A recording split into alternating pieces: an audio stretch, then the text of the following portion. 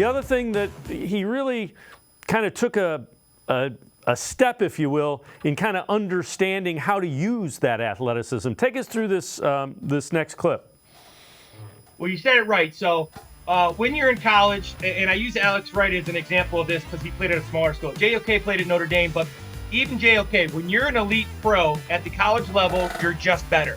So you get away with not always processing the information in front of you because you're going to make the play anyway.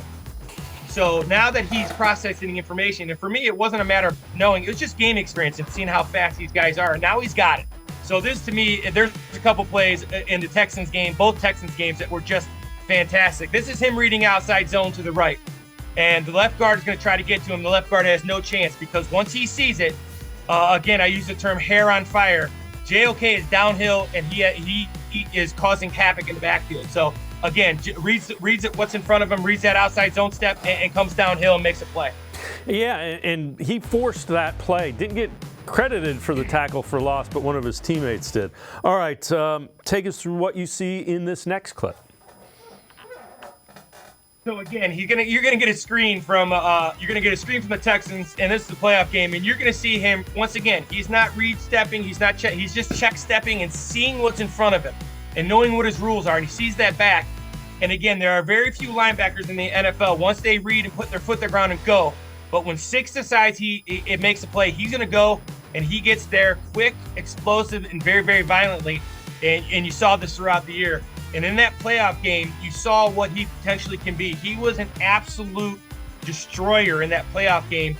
One of the few highlights the Browns had, but he was one of them. And this is one of the reasons why, his ability to explode the football.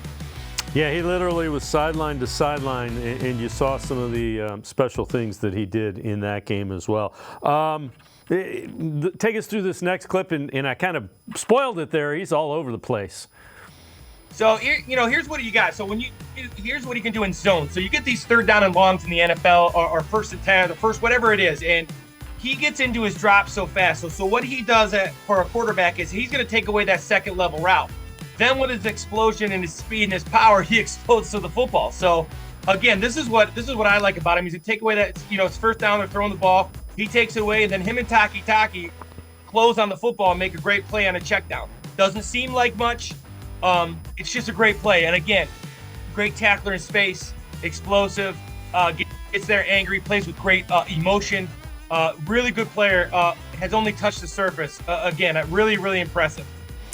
Yeah, and again, has made a lot of really good tackles in the open field this season as well. All right, this is the final clip. Take us through this screenplay, what you see here and what you like.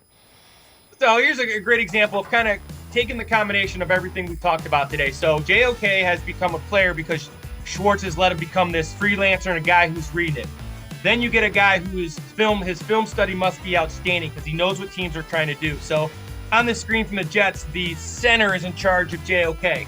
And JOK is going to read it, and then he just goes. And he does not allow that center to get to him.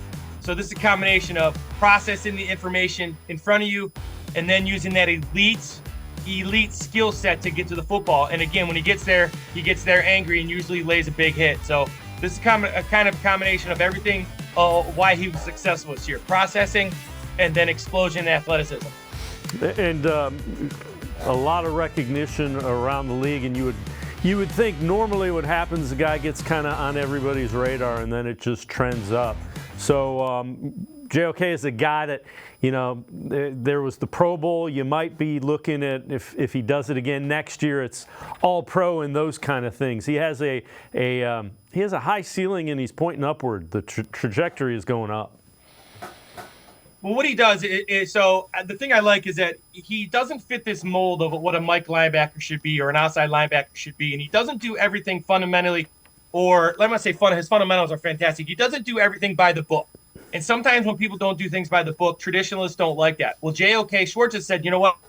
This guy, we got to get him in the right spot. He processes information. He's highly intelligent. Let's just get him in the right spot, let him play. And again, Schwartz has done this with all these guys that's why the defense was elite. And I know they had a bad game in their last go around, but they had a lot of injuries, both sides of the ball. This was a really good defense because Schwartz let these guys play fast.